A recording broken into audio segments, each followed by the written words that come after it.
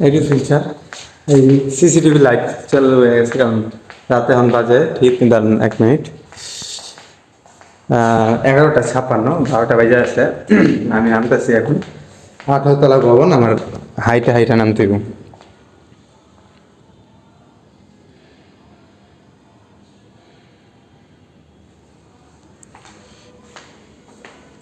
ঠিক আছে, কাজ শেষ করলাম, মিটিং ছিল, মিটিং শেষ করলাম। এখন রান্নার বাসায় যাবো, বাসায় ঢুকতে দিব না, কারণ আমাদের বাসার রুমের ম্যাচের ভিতরে আপনার 11টা বাজে দরজা বন্ধ করে দেওয়া হয়, একদম লক।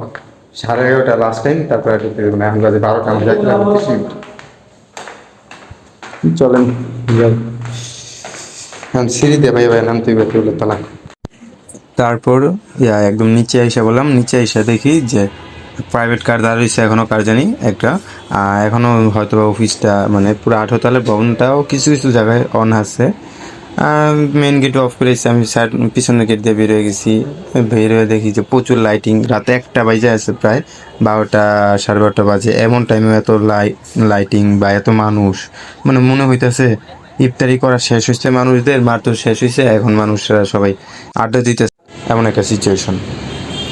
এখন আমি একটু রূপায়ণ প্লাজার একটু আমাদের 18তলা ভবনের বিল্ডিংটা একটু দেখা দিলাম সবাইকে, কারণ আমার অনেক আত্মীয় স্বজন আছে বা যারা কিনা জানেই না আমি এখনও কী করি বা কোন জায়গায় আছি, আমি কোন প্রতিষ্ঠানে বসি, কত বিল্ডিং, এগুলোর জন্য একটু শো অফ করে নিলাম। যাই হোক, বাসায় ঢোকার জন্য প্রস্তুত, এখন সামনে বাসা আমার, কিন্তু কারণ ঢুকতে দেবে নাকি আমি এটা কনফিউজ ছিলাম। বাট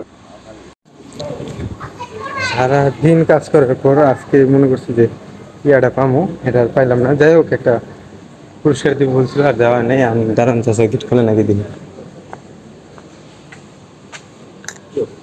এই দেরি হয়েছে বেশি।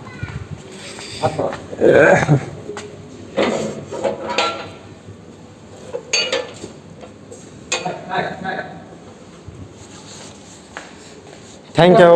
লেটে আসে, আজকে বেতন দেওয়া হয়েছে তো, bonus, Eid bonus. I think বাইচে গেলাম। দেখি আগে আমার বন্ধুরা আছে নাকি ব্যস্ত, দেখা করতে হবে।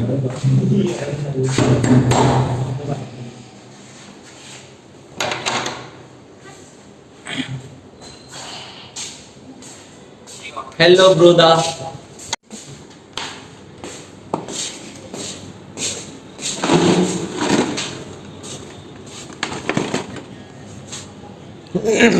এটা কিন্তু বিস্কিট, আর এটা হলো পেরে, যেটা এটা হলো দুধ। এই রাতের খাবারটা খামো এই বিস্কিট আর দুধ দিয়া। অফিসে 12টা পর্যন্ত বসে থাকলাম, খালি একটা জিনিস কি, কংগ্রেচুলেশন জানাইবো, অনেক সুন্দর কাজ করছি, এগুলার জন্য সবচেয়ে বেস্ট কাজ করছি আমরা দুজন আমাদের টিমের ভিতরে, রাবি ভাইয়া আর আমি, ফ্রিল্যান্সার আয়ুষ সরকার। বাট আমাদের কোনো কিছুই জানানো হয় নাই। মিটিং হইলো, মিটিং 12টা পর্যন্ত হইলো। ছোট ছোট যারা ইউজার আছে, হ্যাঁ, তাদের সাপোর্ট করবো আমরা সবসময়। তারা মানে একটা সবার সামনে তাদেরকে তুলে ধরা হয়েছে যে তারা এত অল্প বয়সে বা এত সুন্দর কাজ করছে, তা বলে তারা অল্প কাজ করছে, কিন্তু আমরা এত বড় কাজ করার পরেও আমাদের কোনো কিছুই জানানো হয় নাই, মানে আমাদেরকে নিয়ে সেলিব্রেশন করা হয় নাই। যাই হোক, এটু ফিচারের জন্য মানে কাছে এই আপনার কেন আমাদের করা হয় নাই, এটা আপনারা একটু জানাবেন। রাত্রে খাবার খাইতে এইটাই খাইতে হবে, কারণ অফিস খাবারের ডেট মানে আমার টাইম হলো খাবার, ওই ম্যাচের খাবারের টাইম হলো গিয়ে আপনার রাত 10টা পর্যন্ত, লাস্টে 10টা পর্যন্ত, তারপরে আর 10টা আগে খাবার দেয় না তারা। ঠিক আছে, আর আমি যেহেতু এখন 12টা বাজে বাসায় এসেছি, তো খাওয়ানোই না। সো এগুলো খেয়ে এখন পেট ভরি, সেরিতে দেখি কি খাওয়া যায়।